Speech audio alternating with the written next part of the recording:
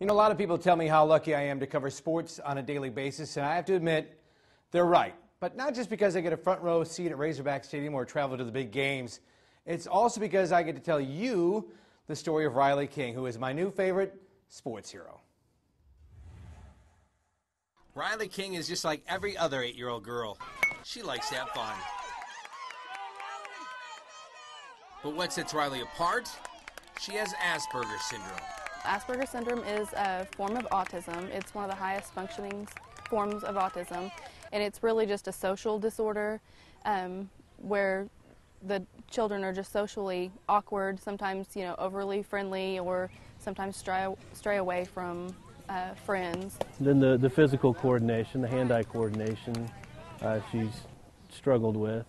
Is one of the reasons why I wanted to get her involved in sports here, is just to hopefully develop that and improve it instead of coddling her, and you know, I'll just get her out into the real world and, you know, let's learn, let's live and learn. Good job. Learning how Riley reacts to different situations helps Don and Crystal learn how she develops.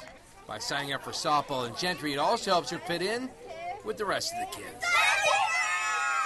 I know that, you know, putting them into situations where they can develop socially is a good idea. And so when softball signups came to be, I came and talked to the lady registering everybody and just explained to her our situation, you know, and I just told them we need an understanding coach. She doesn't really know the game, but I want her to be able to get out there and have fun. And so she knew exactly, you know, who she wanted to put Riley on their team.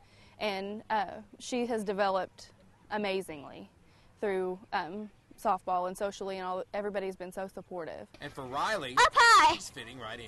Well, it makes me feel like I'm going to win and like I'm going to have lots of friends from that. It just makes me feel really special. While she may not have hit a home run in this game, her first hit ever was a home run. It felt really good, exciting.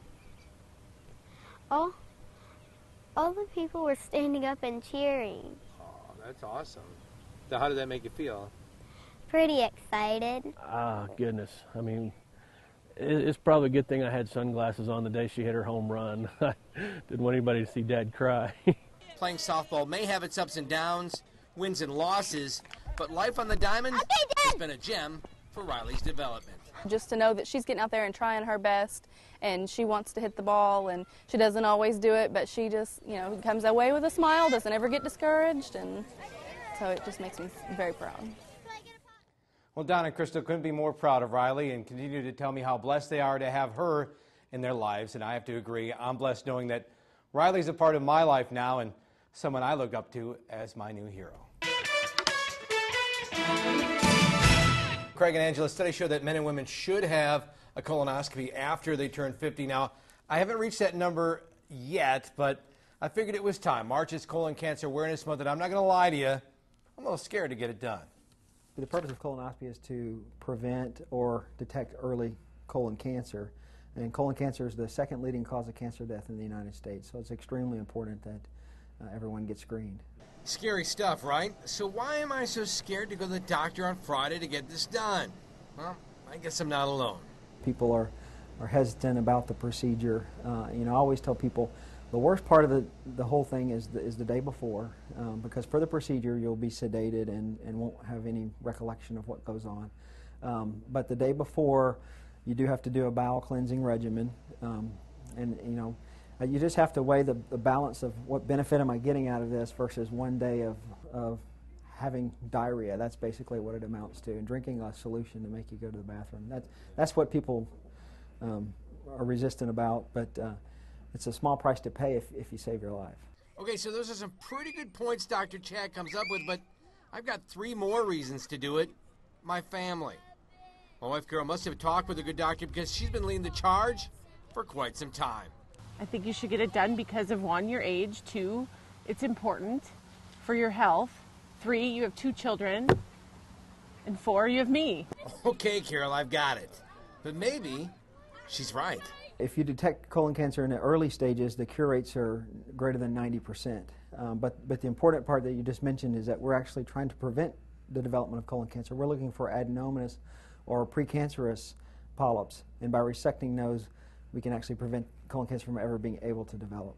All that is good, but my kids give me the final pep talk to get this done. So Daddy can be healthy, and I love him so much. I love you so bad.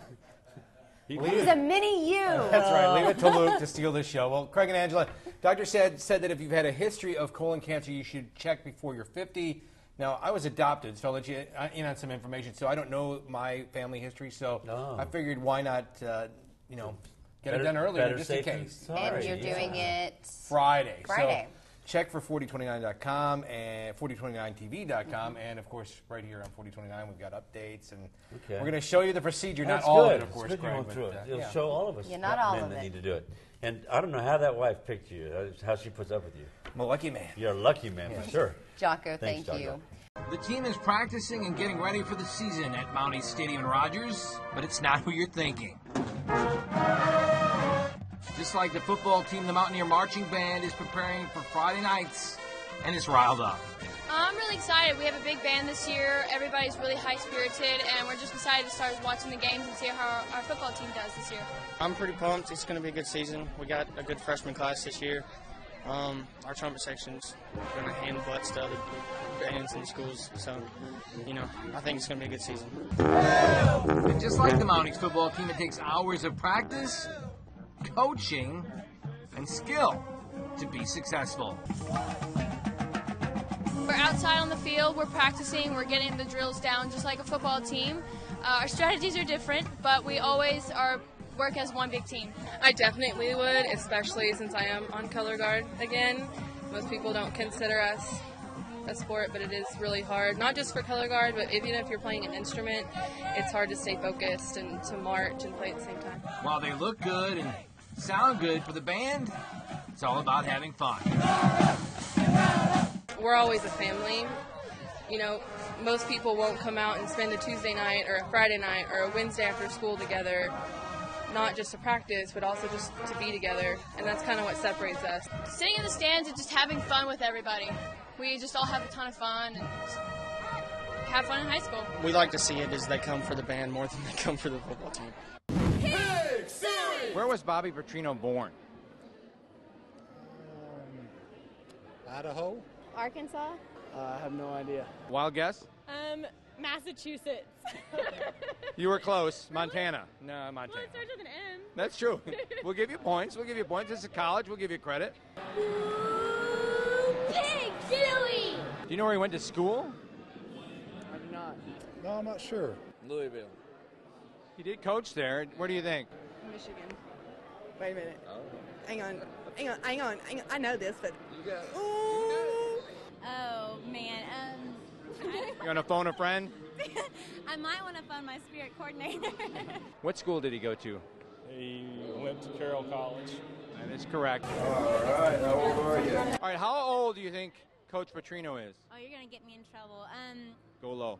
I'd say he's probably in his high 30s, 40s. He's going to like you for saying that. 48. Mid-40s? How old do you think Coach Petrino is? 86 or something? 86? Or something.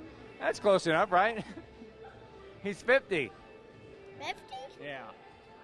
Yeah. You think he looks 86? Kind of. You're going to be in trouble. Thank you. Totally like my idol. Who's cooler, Coach Petrino or Justin Bieber? Justin Bieber. What do you think, Coach Petrino or Justin Bieber? Coach Trino. And what position do you think he played in school when he was in college? Um, I'm going to go with a deep snapper. The deep snapper. That's a great guess. You have a guess? running back? No. Quarterback? That's correct. Pig Suey Razorbacks!